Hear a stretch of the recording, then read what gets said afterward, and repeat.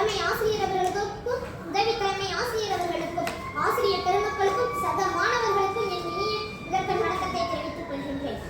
முக்கிய படிக்க முகவரி தேவையில்லை. வடநாட்டிலோ காளாகாந்தி, தென்னாட்டிலோ கருப்புக்காந்தி, பெரியாருக்கோ பச்சை தமிழர், பெரும்பாலானோருக்கோ படிக்காத மேடை. அத்தகைய சிறப்புடைய பெருந்தலைவரின் பிறந்த நாளை நாம் இன்று கல்வி வளர்ச்சி நாளாக கொண்டாடி கொண்டிருக்கின்றோம். 2006ஆம் ஆண்டு அறிஞர் அண்ணாவின் வழியில் வந்த ஐயா கலைஞர் அவர்கள் கர்மவீரர் காமராஜரின் பிறந்த நாளை கல்வி வளர்ச்சி நாளாக அறிவித்தார்.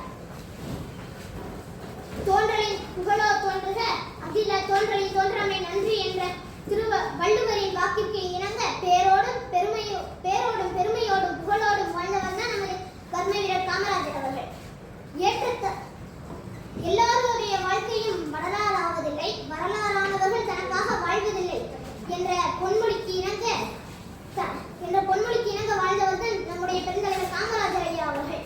காமராஜர் அவர்கள் முதல்வராக பதவியேற்றவுடன் முன்பு மூடப்பட்ட 6000 பள்ளிகளை மீண்டும் திறந்தனர். மேலும் 12,000 புதிய பள்ளிகள் திறந்தனர். காமராஜர் அவர் ஜாதிகள் இல்லையடி பாப்பா குலம் தாழ்ச்சி உயர்த்தி சொல்லல் பாவம் என்ற பாரதியின் வரிகளுக்கு ஏற்ப பள்ளிகளில் பணக்கார வேறுபாடு இருக்கக்கூடாது என்பதற்காக பள்ளி சீருடையை கட்டாயப்படுத்தினார்.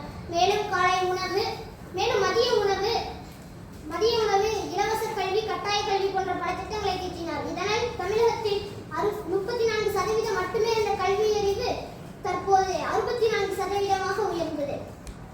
மேலும் இதற்கும் ஒருபடி மேலாக நம்முடைய தமிழகத்தின் முன்னாள் முதல்வர் திரு மு க ஸ்டாலின் அவர்கள் காலை உணவு திட்டத்தை ஏற்படுத்தினார். இதனால் பல குழந்தைகள் பயனடைந்தனர்.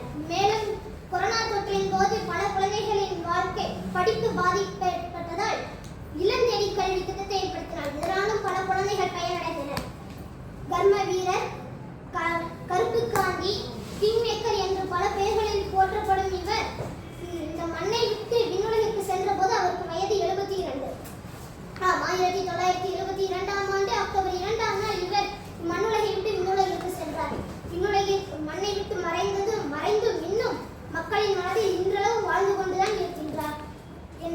அத்தகைய பெருந்தலைவரின் பிறந்த நாளை இன்று நாம் கல்வி வளர்ச்சி நாளாக கொண்டாடுவதில் மிகவும் மகிழ்ச்சி அடைகிறேன். மேலும் பேசினால் ஏற்படும் சுணக்கம், முடிவில் வணங்குவது நல்ல பழக்கம், அதுவே தமிழரின் வழக்கம். நன்றி, வணக்கம்.